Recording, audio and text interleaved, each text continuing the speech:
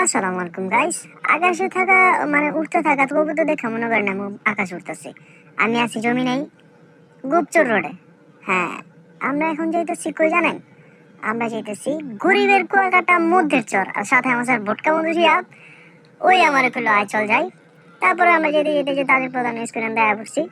এই স্কুলে আমি কখনো যাই না, কেমন জানি আমার চিড়াখানার মতো লাগে। সো এই শিবা দিয়ে ঢুকে এলাম।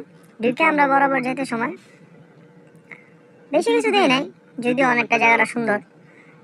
এই যে কে আবার ব্যানার বোনার লাগাইতে হবে, বাঙালি তো বোঝেন না।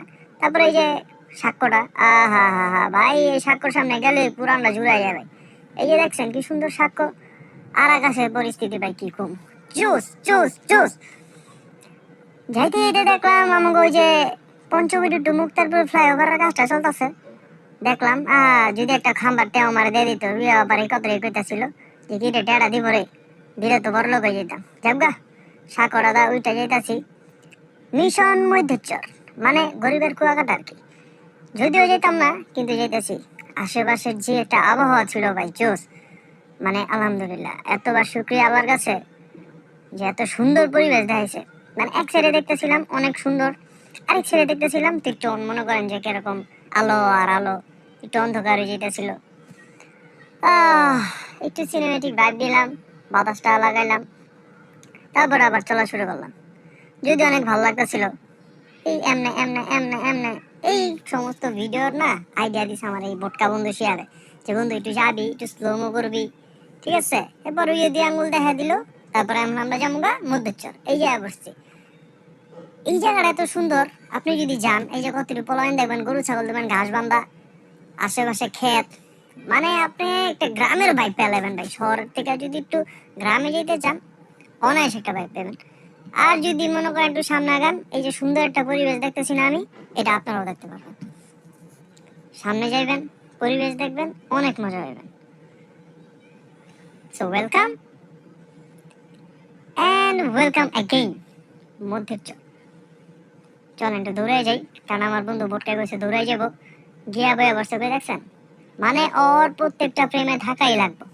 ও না থাকলে মনে হয় ভালো লাগে না। আমিও বাচ্চাদের মতন ট্যাক ট্যাক ট্যাক ট্যাক করতেছি, আপনারা শুনতেছেন, ভালো লাগতেছে না? এবার একটু পরিবেশ দেখেন।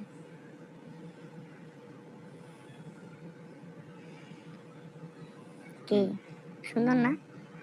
অনেক সুন্দর। আহ ভাল লাগে, যদি কেউ সাথে থাকতো না অনেক ভালো লাগতো। এখন তো সাথে কেউ নাই, তাই অনেক আফসোস লাগে। আর মজার বিষয় কি জানেন ভাই, আমি যখন গেছি না, পুরা মানে পুরা ঘাটটা খালি, কেউ নাই। ওই যে একজন দেখলেন না ফার্স্টে গোসল করতেছে, তারপরে শেষ। আমি, শিহাব, তারপর আর কেউ নাই। এই দেন পুরা খালি, পিছনে নাই, ঘাটে বসা কেউ নাই, মানে নদীতেও কেউ নাই। পুরাই জোস একটা ফিলিং পেয়েছি। আলহামদুলিল্লাহ, আল্লাহ যত সুন্দর একটা প্রকৃতি দেখাইছে, আলহামদুলিল্লাহ। যাই হোক, যারা একটু ভালো করে ঘুরতে চান, প্রকৃতির স্বাদ নিতে চান, আপনারা যেতে পারেন ছেলে। আর জায়গাটা তো চিনেই জানেন, যারা গেছিলেন অবশ্যই চিনেন।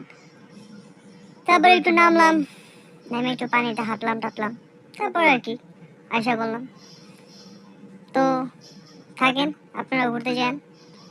হ্যাঁ অবশ্যই, উদা বাঁচা নিলে কিন্তু আবার কেউ পচান না, বুঝেন নাই? Bye bye.